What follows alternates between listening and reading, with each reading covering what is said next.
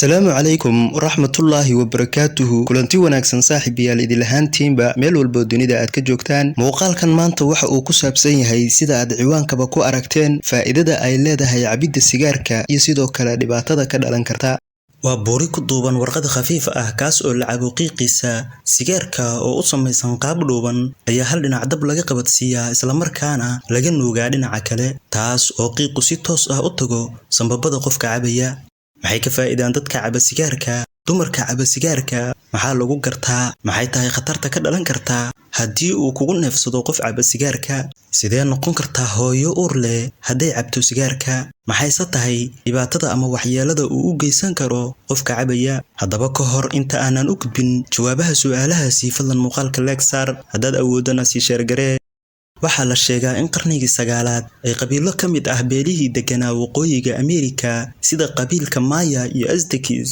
isticmaali jireen buuriga ama tubaakada sigaarka laga sameeyo waxay ahayd qarnigii 17aad markii buuriga sigaarka la keenay qaaradda Yurub halkaas oo loo farsameeyay qaabka aan maanta u naqaano sigaarka intiisa badan waxaa dunida gaarsiiyay gumeystayaashii reer Yurub buuriga laga sameeyo sigaarka waxaa ku jira kiimikooyin badan oo ay ka mid tahay nicotine taas oo ah daroogo halis ah oo waxyeelaysa caafimaadka qofka isticmaalaya dumarka sigaarka caba waqtiga ay uurka leeyihiin waxay keentaa inay dhalaan ilmo aad u liita oo miisaankiisu ka hooseeyo ilmaha ay dhasho hooyo aan sigaar cabin carruurta sigaarka cabta oo ay ku jiraan gabdhuhu waxa aad ku garan kartaa urka sigaarka oo aad ka dareento inay ku qarinayaan xanjo ama maro ilkaha oo jaalo noqda badanaa carruurtu waxay xiiseeyaan sigaarka iyo waxyaabaha kale ee ay dadka waaweyn isticmaalaan waana sababta keenta in ay bartaan balwadda waa inaad koontarooshaa oo ka warqabtaa xaaladda carruurtaada si ay uga badbaadaan khatarta sigaarka iyo noocyada kale ee balwadda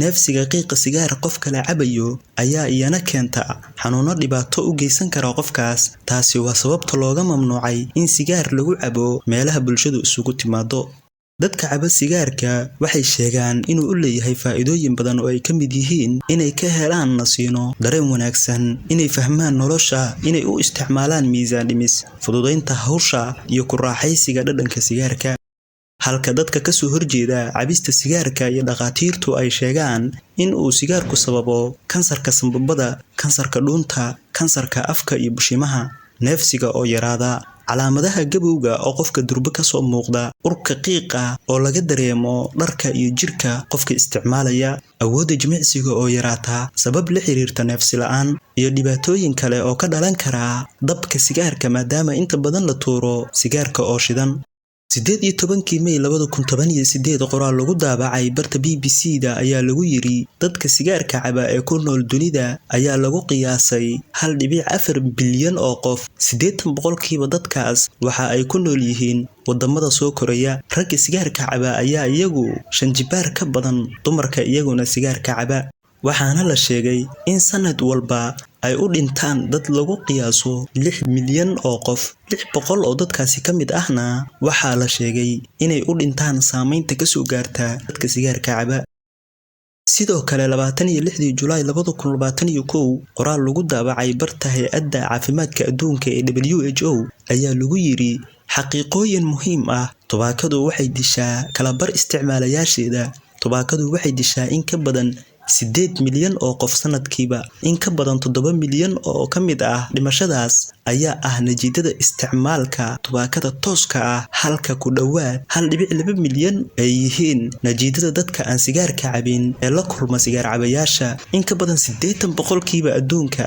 1.3 bilyan ee isticmaala tubaakada ayaa ku nool wadamo dakhligoodu hooseeyo iyo kuwa dhexdhexaad ah tijaabooyin lagu sameeyay sigaarka ayaa muujinaya dhibaatada uu u geysanayo sanbabada waa suuf lagu shiday qiiqa sigaarka oo noqday madow iyo foolxumo aan loo dulqaadan karin aan isla daawano qaar ka mid ah muuqaalada tijaabada ah ee lagu sameeyay sigaarka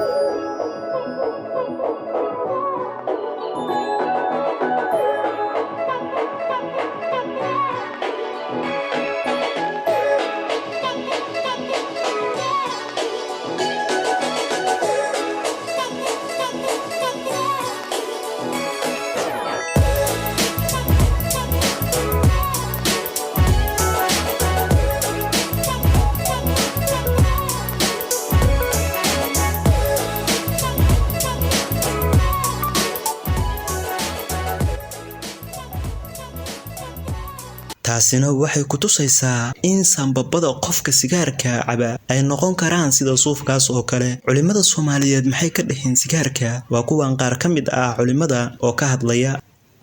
sigaarku maanta cilmiyan waa maadooyinka sida fiican loo baaray. waxay cadaynayaan 400 oo maado inay ku jiraan. waxa ku jira maadooyin sunah aan idin tiriyo qayb ka mid ah. qiiqiisa la cabayo waxa ka mid ah waxyaabo ku jira ammonia. ammoniyadu waa waxyaabaan musqusha lagu maydho, waa detergent musqulaha lagu maydho.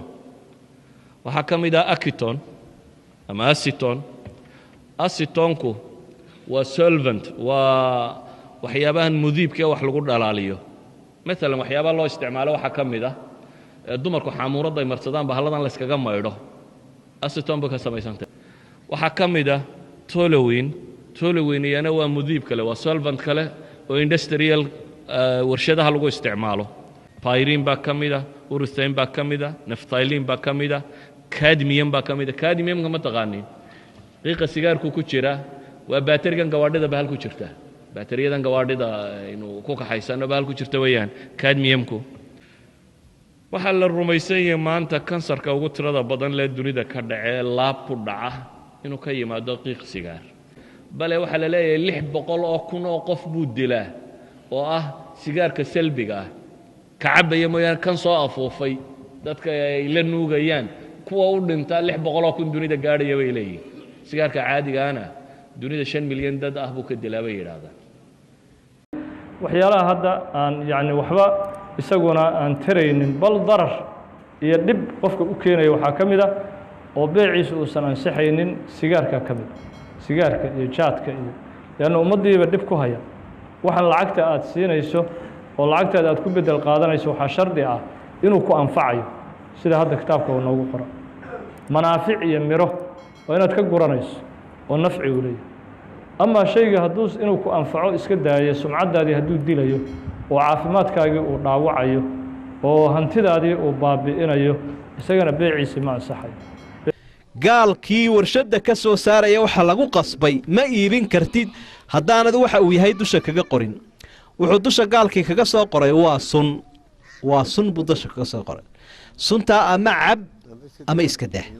dabeetana wuxuu leeyahay gaalku gaalkiisa kale markuu la hadlayo wuxuu leeyahay aniga maxaad ii sheegaysaa soo aniga suntii ku qoray ka sunta cabaya maxaynu ugu diidaynaa ee afrikaanka ah. 10 baakid lacagtood ka badan inta uu la dhanka jooga halka baakid. magaalada imika inta laga siiyo istiiga dhan inta laga siiyo baakidka la dhan baa ka qaalisan halka lagu soo sameeyo. maxaa keenay? cirkaasay cashuurta ku geeyeen si dad badan isaga daayo. adigana dhulka lagu dhigay si sanbabku ku go'o.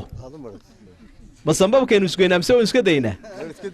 waaye sida ugu fudud ee aad ku joojin karto sigaarka haddii aad maalintii isticmaali jirtay 5 xabo oo sigaar ah waxaad joojisaa hal si ay u soo harto 4. maalinta ku xigtana waxaad joojisaa hal kale si ay u soo harto 3. maalinta ku xigta waxaad joojisaa hal kale si ay u soo harto 2 ilaa aad midka ugu dambeeya ka joojiso. waad ku mahadsantahay daawashada muuqaalkan. channelka subscribe saar, gambaleelkana furo. mahadsanid.